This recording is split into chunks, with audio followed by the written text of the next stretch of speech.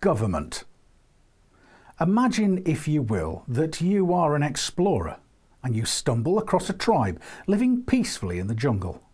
They allow you to stay, and all is going well for a week or two when, on a full moon, the tribe, whooping with delight, head off to a nearby volcano, and as the temperature and excitement rise, you ask, what's going on?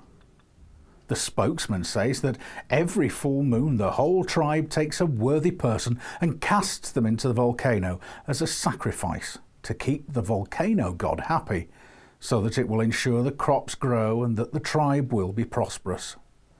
You think this is insane. You say, but it's a volcano.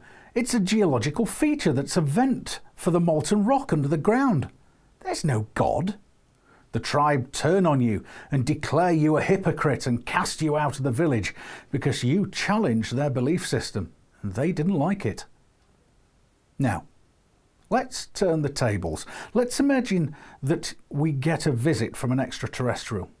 He lands his craft on Parliament Green next to Westminster and you are approached by him. After a greeting you ask, "Should I take you to our leader?" The alien looks puzzled and asks, "Your what?" "Our leader, our Prime Minister, the head of our government."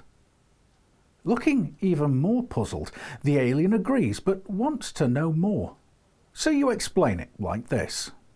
Okay, so all 60 million of us have what we call a vote, where we can get to choose from a selection of other humans who will represent us and work for us and make laws that we all have to obey. If we don't obey them, armed enforcers who represent the government will come and force us into a cage and might beat us up or even kill us if we don't do what they say.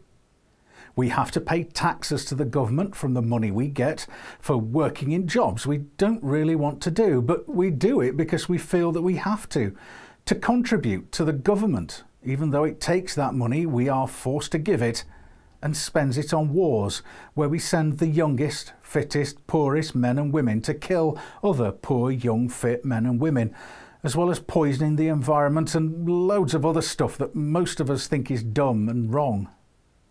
The alien is now standing there wide-eyed, pale and shaking. "Is that this government thing?" pointing a trembling tentacle at Big Ben. "Oh no," you reply. "That's just a clock on the building where government meets and debates and does its business." Then the Prime Minister is driven past in a big black limo. "That's the guy, that's the Prime Minister." "So is he the government then?" "No, but he's the leader of the government." "Then he must be the government then, if he's the boss," says the alien, who is a little calmer but still very puzzled by the whole government thing.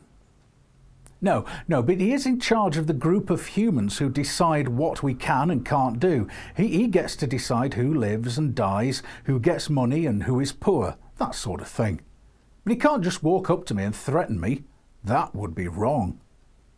But I have to do what he says, as long as the other people he works with that we choose to go to that building and make laws agree with him. But they work for us. So these other humans get chosen to go to a building and make life and death decisions, and they work for you?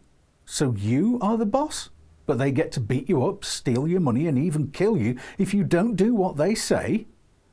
Yeah, that's kind of it. That's messed up. I'm off. I'll be back in a couple of 100 years when you've caught up with the rest of the universe and maybe you've seen sense. So, which group is the most brainwashed? The tribe who throw one person a month into a volcano, or the 60 million who follow an imaginary thing called government that kills thousands of its own people every month?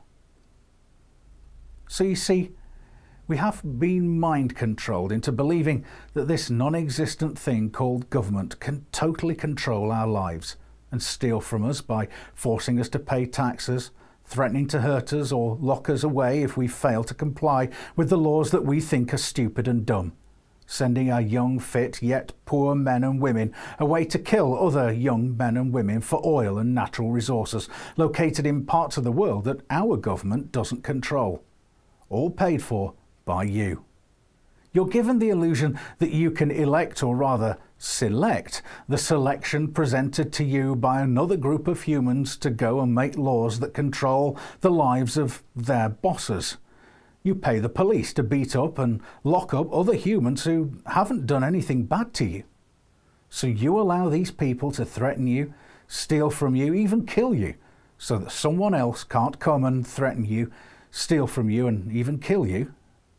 You have to ask the question, what is government for? Why can't you make your own decisions about your life?